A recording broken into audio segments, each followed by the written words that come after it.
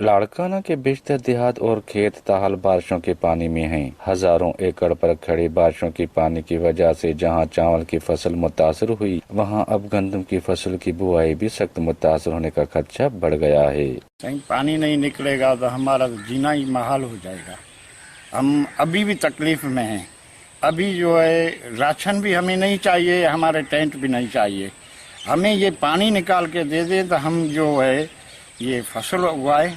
फसल उगाने के बाद हमारा हाथ खुलेगा, कोई न कोई देगा हमें को, तो ये फसल आएगा इसका। अगर फसल नहीं होगा तो हम क्या करेंगे? गवर्नमेंट भी हमारे पास नहीं देख रही है और लोग क्या देखेंगे?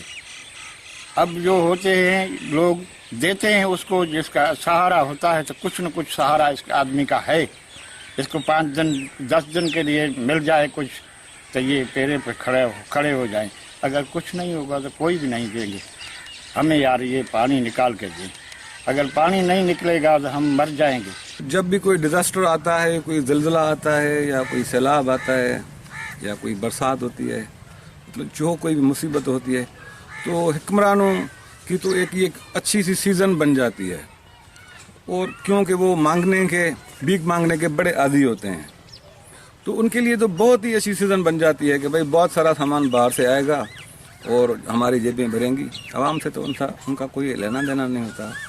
आवाम के इंटरेस्ट का तो उनको आवाम के इंटरेस्ट में तो उनका कोई इंटरेस्ट नहीं होता। तो ऐसे मतलब अभी यही हुआ है।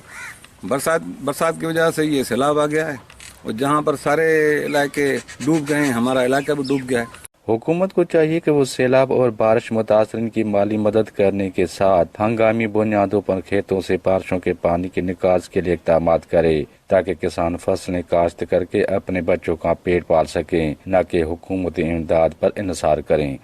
कैमरामैन शहरयार लुढ़ो के साथ निसार लोहर, वैश टीवी, लाड़काना।